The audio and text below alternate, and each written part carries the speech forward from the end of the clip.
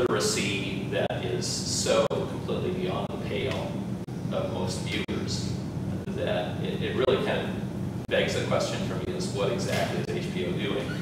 And I think particularly Deadwood, but also John from Cincinnati, wasn't that also a Milch executive producer?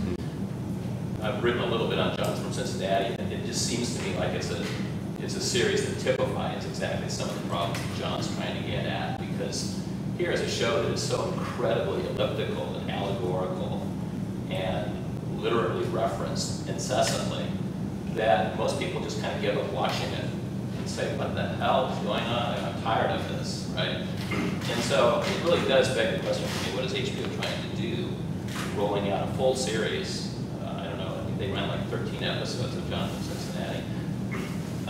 And what are they, how are they positioning themselves in doing that? What's the industrial context and strategy behind? Other than just kind of maybe a backdoor deal to Milch. Yeah, well, I think John's point is very well taken about the lack of institutional analysis here. That if you, it is a backdoor deal with Milch. I mean, he did say, you know, I want that that series, and I'll do Deadwood. The Deadwood thing was they came to, they wanted to work with him. I think that's one of the things that Albrecht and the other people there were doing at that time, is really touting their own prestige in a very calculated way to say these are the shows we want. Now the problem, of course, is with The Wire, because it is the least watched of the shows. And once they had the hit with The Sopranos, they kept wanting to do that. So they do depend on this authorial matter. And Milch, I think, was very unhappy to have to end Deadwood, and John from Cincinnati was the sop that they threw at him, and he did it. And you're right, nobody knew what it was about, and then it too was designed to go on originally, but they canceled that. So there are moments when HBO will function just like any other network, and particularly with the kinds of shows that Heather was talking about as well. But I think they seem to have lost their way at this point, and the shows are not getting good ratings, and they are new subscriptions, and they're trying to find it again. It's interesting to watch at this point, to watch Showtime move over and pick up things, and to watch and all of this in the context of what's happening with premium cable, with pay cable at the basic level, with American AMC and people like that. To pick up on what Horace said for a second, Milch spoke to my class last year, and despite my asking him to focus on Deadwood, he talked about John. And it was quite interesting, because not only did he say that was basically a sop from the network, it was from his perspective almost a fuck you back to the network.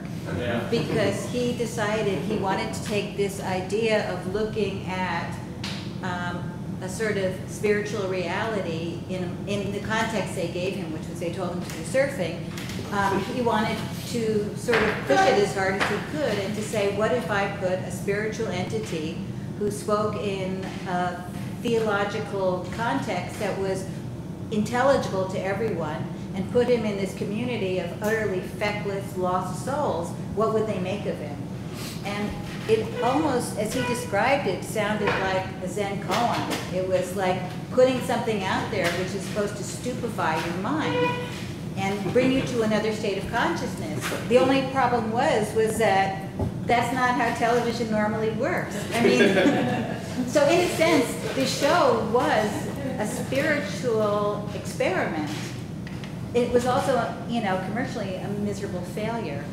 And at that point, I'm sure you all know this, he mentioned that for his next project, HBO was going to keep him on a very short leash, and he was going back to a cop show, a real cop show. I think it's also worth noting that Chris Albrecht, you know, that David Simon appealed to his ego, and in a sense that ego ended up, you know, hanging him. I mean, the person who said yes to all these shows is no longer there because of his own hubris and inability to control his inner soprano, if you will. Because he chokes women, yeah. So. Lynn? Well, while we're talking about institutional analysis of HBO, I was thinking about 6 Feet Under, and then, you know, being sort of a really interesting example of where religion was explicit in HBO, and then in the wake of 6 Feet Under success, the failure of Carnival and Big Love, which also have very explicit religious references. In fact, I think, and so I'm wondering if you could comment particularly on the failure of Big Love and Carnival, and if you think that there are ways in which religion became part of the story of the failure of those programs in relation to what was going on with the decision. Big Love's not a failure. Why would you, I mean, it's going on for its 3rd season. Well, okay, I'm sorry. So let's talk about Carnival. You can talk about Big Love too. I mean, Yeah. it's fascinating show. Anybody? Carnival watching. Carnival, I thought, was a very expensive, elaborate show that was like peeling an onion, and you get to the center and there was nothing there. And it was an exercise in stylistic indulgence, and it cost a lot of money. And that was Ron Moore.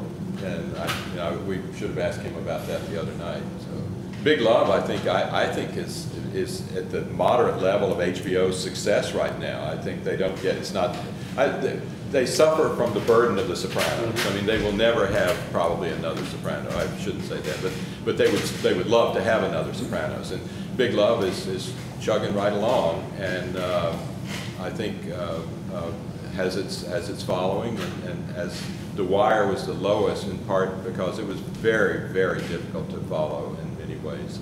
And Deadwood was, I think, probably the audience for Westerns is not there very much.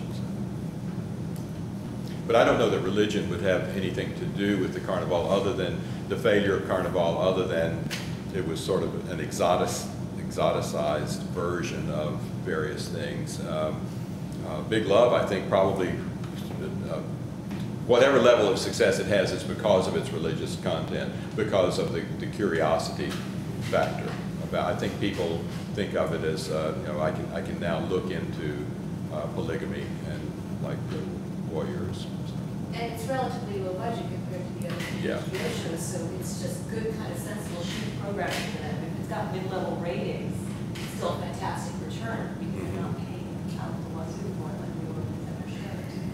And I don't know if they've increased their subscriptions in Utah or not. But,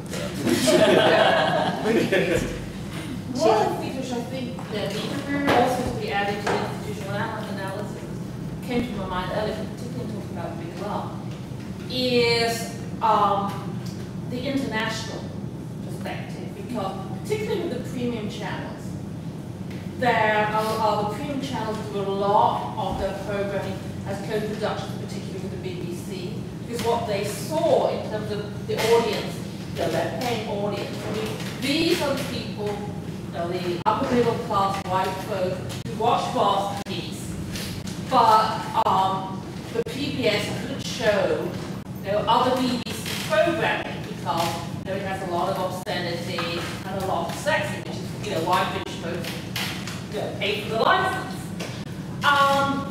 And I wonder with Big Love, I mean, one of the things that might be actually keeping Big Love going is that surprisingly, it wasn't necessarily folks in Utah. That is a bigger hit in Britain. That's where it's absolutely, and it's also these shows in Britain are able to garner a large audience because they're actually on free channels. But no, that's not a financial problem with premium cable because they're doing these as either co-productions or deals with the BBC or Channel 4. And I think the big difference between the premium channels on this and say the networks, because their ratings and advertising revenue driven, are very much dependent on what their